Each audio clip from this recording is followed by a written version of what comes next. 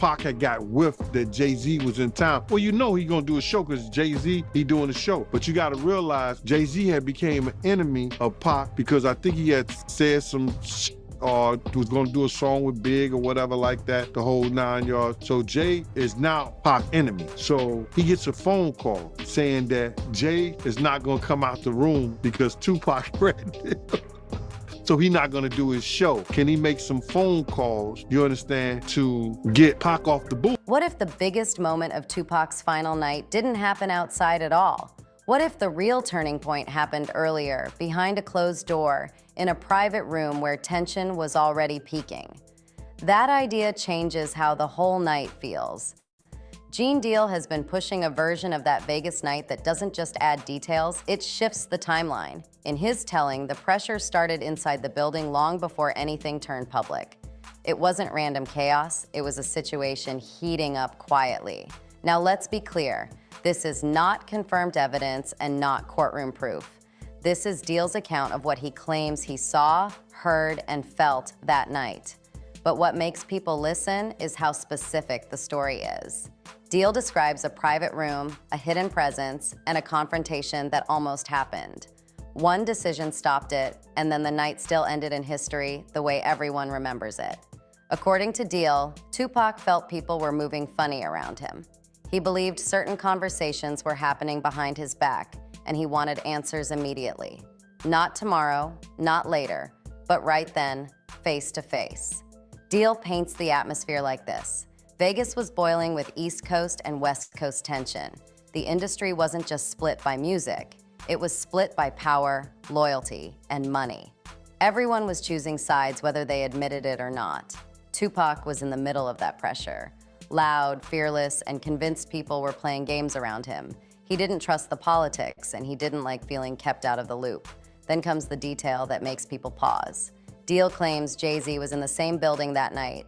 Not visible, not out front, not on stage. According to the story, Jay-Z was there in a private room, quiet, staying out of sight. And in Deal's version, that became a problem. Tupac wasn't in the mood for smooth talk that night. He wasn't waiting for the right time to have a conversation.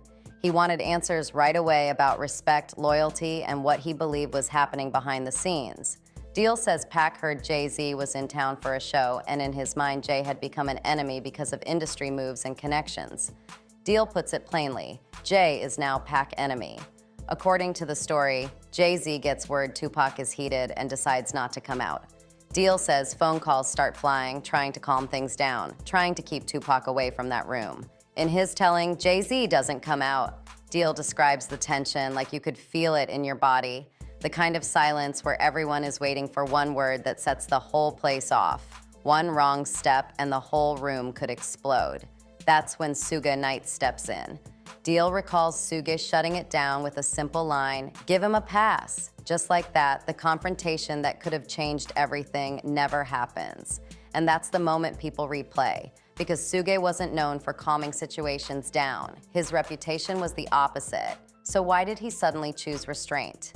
Deal's implication is that Suge understood the stakes. Not a small argument, not a quick scene, but a collision that could expose names, alliances, and private relationships nobody wanted dragged into daylight. Deal even adds a sharp line about fear, saying, "Had no scared." Probably still is scared. That one decision didn't just protect people in the room, it protected what could have been said and overheard. Because once certain words leave a room, they don't come back. Deal suggests if Tupac walked in there talking the way he talked, nobody would control what came out.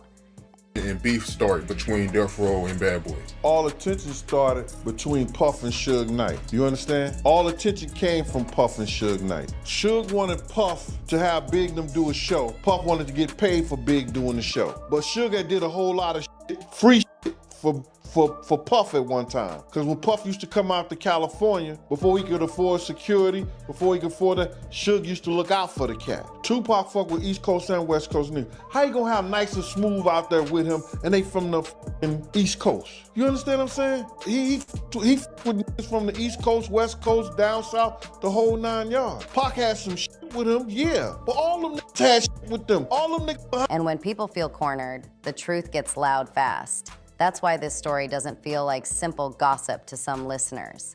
It sounds like a near miss, a moment that almost happened and would have changed the timeline before the night turned tragic. Deal also confirms he was there. When asked directly, he says, "I was there." Then he pulls other major industry names into the orbit too, including Diddy.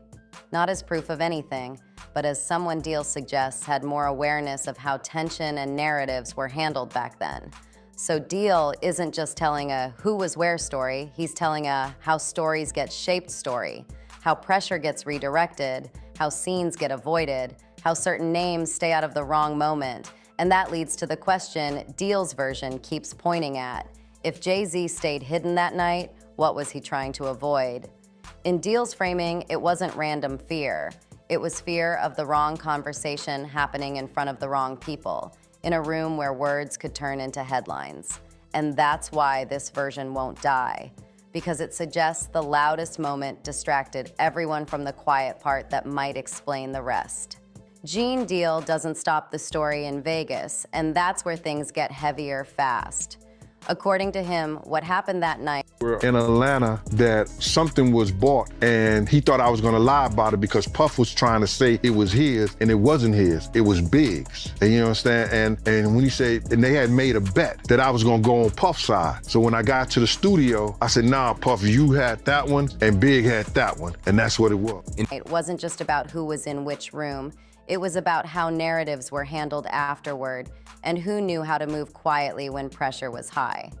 Deal shifts the focus from the near confrontation to what came next behind the scenes.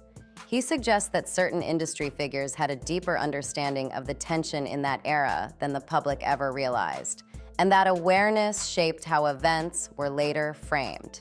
This isn't presented as proof or final truth. It's Deal's perspective based on proximity and memory, and that distinction matters. Still, what keeps people listening is how the story connects dots instead of throwing random theories around. According to Deal, the tension between camps didn't come out of nowhere. It had been building for a long time, fueled by power moves, business disagreements, and unspoken competition. Music was only the surface layer. Deal points directly to the ongoing friction between major camps, saying the energy wasn't personal beef as much as it was about influence and control. Who could move where, who could speak freely, and who had to watch their steps.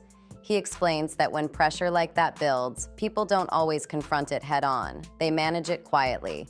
Scenes get avoided, conversations get delayed, and certain moments are intentionally never allowed to happen. That's why, in Deal's telling, Suge stepping in wasn't just about calming 2Pac down. It was about preventing a chain reaction that could pull too many names into the spotlight at once. Deal frames it as protection of the room itself. Protection of what could be overheard, repeated, or turned into leverage later. Because once certain words escape a private space, they take on a life of their own. Then Deal brings up a detail that sends people straight to comment sections every time it's mentioned. Cuba. He's careful with how he says it, but he still says it clearly. Not somewhere overseas, not a random location, but Cuba. And that specificity is exactly why people can't ignore it. Important clarification here. This is not verified information. This is Deal's claim and suggestion, not confirmed fact. But naming a specific place invites questions instead of shutting them down. As soon as a location is named, people ask why. If you're making something up, it can be challenged. If you keep repeating it anyway, it suggests you believe there's something behind it. Deal frames the Cuba angle as strategy, not fantasy. He suggests that certain decisions were made with long-term consequences in mind. That information was treated carefully, stored quietly, and kept away from public noise. He also brings up physical realities to ground the discussion, referencing serious injuries and recovery challenges as part of the broader conversation. These details aren't used for shock, but to explain why difficult decisions may have been made. Deal recalls a moment where a mother's strength and dignity shaped how events were handled, saying people respected her choices and didn't challenge them. That part of the story adds emotional weight without pointing fingers. And if someone accepts that possibility, even for a moment, Deal says the next question becomes unavoidable.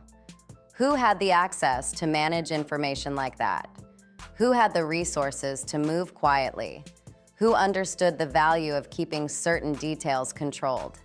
Deal argues that random fans don't handle paperwork, logistics, or long timelines. Those things require reach, relationships, and trust built over years.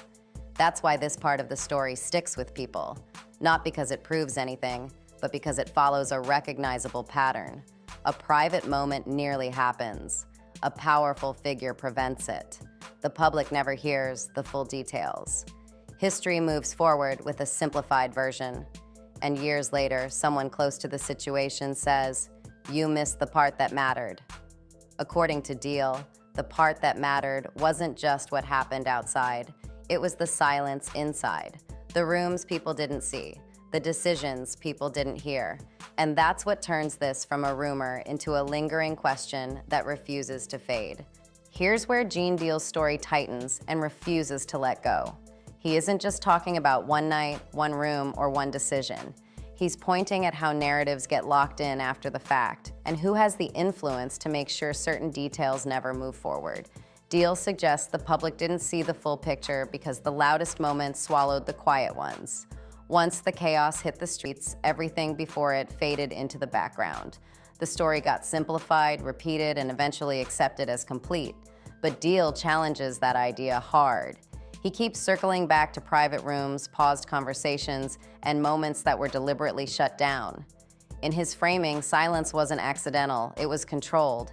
He explains that when powerful people understand what a single conversation could trigger, they step in early, not to rewrite history, but to stop it from branching into something unpredictable. And once that decision is made, the aftermath almost manages itself. Deal keeps stressing that this isn't about proving one version right or wrong. It's about recognizing patterns people have seen before. Pressure builds quietly. A moment nearly happens. Someone with influence shuts it down. And the public only sees the explosion that follows. That's why this story keeps Like Pac having one lung, for example, you know what I mean? Never have his voice again. You know, Pac loved music. I think they had to remove a finger or something. She like, I know my son. His pride, he probably wouldn't be able to live like that. You know, she just felt like he fought enough, and she decided to, let him go. No one questioned her and said, why did you do it and stuff like that. You know, people just supported her decision. Surfacing. Not because everyone believes it, but because it introduces a missing layer. A layer where choices were made before anyone outside knew there was a choice at all. Deal's version forces one uncomfortable question to stay on the table. Who benefited from keeping the story simple? Who stayed invisible? Who avoided the room? Who walked away with the narrative already shaped? According to Deal, the truth people argue over isn't only about the final moment. It's about the pressure that night created and the decisions made in rooms nobody ever saw. And that's the real tension he leaves hanging. Not answers, not proof, but the reminder that history is often shaped before the public ever hears the noise. And if stories like this make you question what really happened behind closed doors, make sure you like the video, share it, and subscribe to the I Love Gossip channel right now so you don't miss what's coming next. More deep dives, more untold angles, and more stories they don't break down like this